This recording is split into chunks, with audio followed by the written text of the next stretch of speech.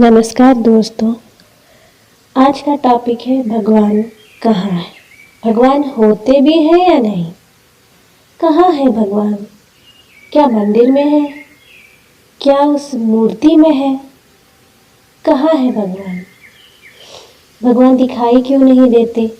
कहीं भी अन्याय होता रहता है तो क्यों नहीं आते हमें बचाने के लिए? भगवान है भी या नहीं? तो सच मानिए दोस्तों, भगवान है। मानने के लिए भगवान है। हम लोग मंदिर जाते हैं, मंदिर में मूर्ति होती है, लेकिन उसमें भगवान नहीं है। वो जो पत्थर की मूर्ति होती है ना, उसमें भगवान नहीं होता। वो मूर्ति तो इंसान ने बनाई है। इंसान के बनाए हुए मूर्ति में भगवान कैसे हो सकता है? भगवान उसमें नहीं है। भगवान तो हमारे अंदर है। हमारे अंदर, हमारे शरीर के भीतर जो आत्मा है ना, वो ही भगवान है। वो ही ब्रह्म वस्तु है। ये माने कि जो भगवान होता है ना, उसका कोई आकार नहीं होता। भगवान का कोई आकार नहीं है। वो निराकार स्वरूप है। एक शक्ति, जैसे हमारे शरीर में आत्मा होती है। आत्मा किसी को दिखती है क्या? आत्मा तो कभी नहीं दिखती। वैसे ही हमारा भगवान भी नहीं दिखता। वैसे ही भगवान नहीं दिखते।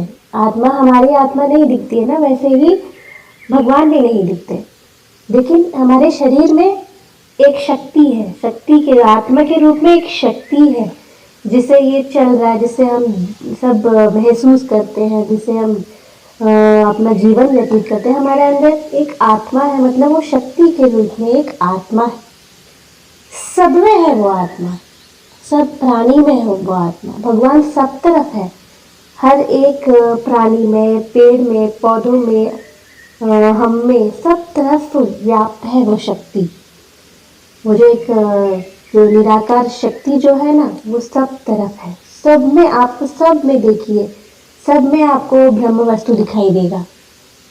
वो शक्ति दिखाई देगी।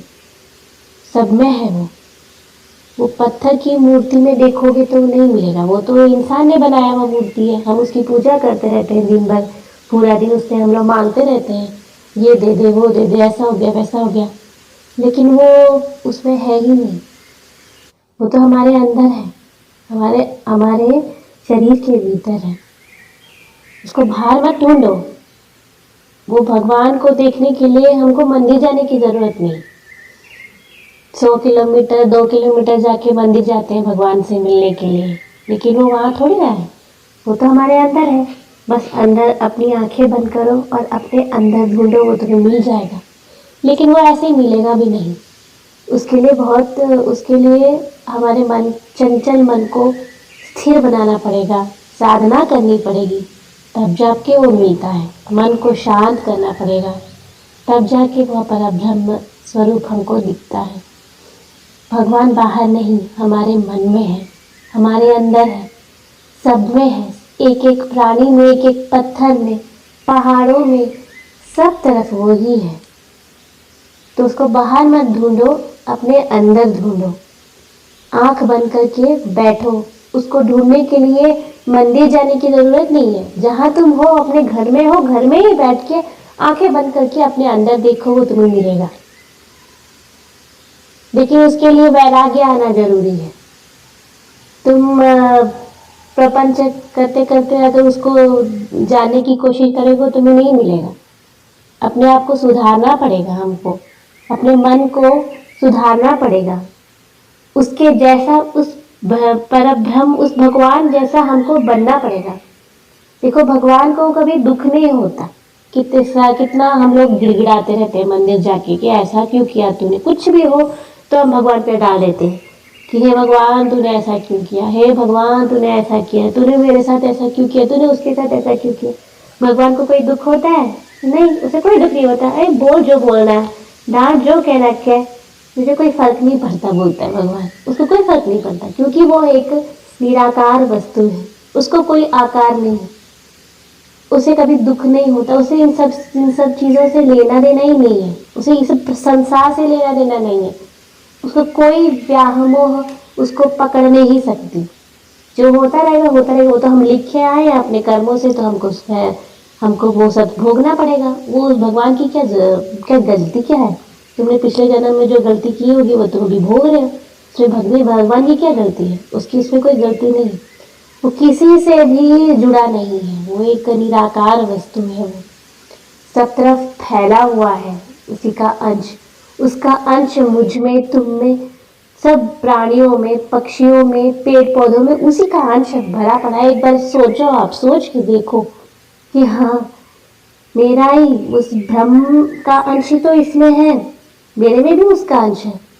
हम लोगों से, दूसरे लोगों से झगड़ते रहते हैं हम लोग झगड़ते रहते हैं कि हाँ, उसने मुझको ऐसा कैसे कह दिया, इसने मुझे ऐसा कैसे कह दिया, अब तो मैं उससे कभी बात नहीं करूँगा, अब मैं ये नहीं करूँगा। लेकिन हम लोग क्यों झगड़ते हैं? क्योंकि हम में अहंकार है। तो आप ये जान लो कि वो झगड़ने वाला व्यक्ति भी मेरा ही अंश है। मेरे अंदर जो परमात्मा है, आत्मा जो मुझ में है, वही आत्मा उसमें बसी है। वो मुझसे अलग ही नहीं है। हाँ, हम अलग अलग शरीर लेके आएंगे, लेकिन हम दोनों एक ही है। सब एक ही है हम लोग, बस अलग अलग शरीर लेके आए हैं। जितना जीना है जिएंगे, अपना अपना कर्तव्य करेंगे, कर्म करेंगे, भोगेंगे, फिर चले जाएंगे, है ना? क्यों झगड़ा करना? क्यों झगड़ते हैं लोग, मैं नहीं जानती। तो सब में एक ही आत्मा है। हम एक दूसरे से अलग नहीं है, ये जान लो। कोई भी अलग नहीं है एक दूसरे, सब में एक ही आत्मा है। परब्रह्म वस्तु है सब में भगवान बसे हुए हैं। हमारे मन में है भगवान। जाइए, लेकिन मंदिर मंदिर जाना मत छोड़ना, जाना चाहिए। क्योंकि हमारा मन जो है उसको, वो बहुत चंचल रहता है, उसमें कई तरह के विचार आते रहते हैं, नेगेटिव पॉजिटिव। तो उसको एकत्र करने के लिए, उसमें हमेशा पॉजिटिव विचार ही आए, ऐसा करने के लिए हमको भगवान की पूजा भी करनी पड़ती है, भजन गाने पड़ते हैं, नाम स्मरण करना पड़ता है, मेडिटेशन करना पड़ता है, मंदिर भी जाना पड़ता है। इन सब करने से ही वो हमको मिल पाएगा, क्योंकि हमको पॉजिटिव बने रहना है। तो जान गए कि भगवान कहाँ है? भगवान हमारे मन में है। बाहर मत ढूंढिए, हमारे अंदर ढूंढिए। मेरे घर में ना एक बिल्ली है, बिल्लियों के 4 बच्चे हैं। तो पहले मुझे भी बहुत गुस्सा आता था उसके ऊपर। फिर मैंने जाना, फिर मुझे धीरे धीरे पता चला, मतलब अभी मैं खुद ही कहती हूँ कि वो मुझसे अलग नहीं है, उसमें भी आत्मा है, उसमें भी एक आत्मा है। पहले मैं उसको मारती थी, भगाती थी, लेकिन अभी मैं उसे नहीं मारती, उसे नहीं भगाती, क्योंकि उसमें भी तो एक आत्मा है, उससे भी परब्रह्म बसा हुआ है, परमात्मा उसमें भी है। वो मुझसे अलग नहीं है, बस उसका एक शरीर अलग है। उसको एक प्राणी का शरीर मिला हुआ है और मुझे इंसान का शरीर मिला है। वो मुझसे अलग नहीं है। वो भी अपना जीवन जीने आएगा, जितने जिएगा, मैं जितना जीऊँगी मैं उतना जीऊँगी। उसके कर्म वो भोगेगा, मेरे कर्म वो मैं भोगूँगी। तो सब में एक ही आत्मा है। तो अपने आप से किसी को अलग मत समझो। अगर तुम दूसरों को अपने से अलग समझोगे तो तुम्हें उस पर गुस्सा आएगा, तुम उससे झगड़ोगे, ये करो। लेकिन किसी को अपने से अलग मत समझो, कोई अलग नहीं है, सब में एक ही अंश है, हम सब एक हैं, सब में एक ही आत्मा बसी हुई है। तो ठीक है, आगे इसके बारे में और विचार करेंगे। अगर आपके मन में और भी कोई प्रश्न है तो पूछिए, उसका जवाब आपको ज़रूर मिलेगा। तो धन्यवाद दोस्तों।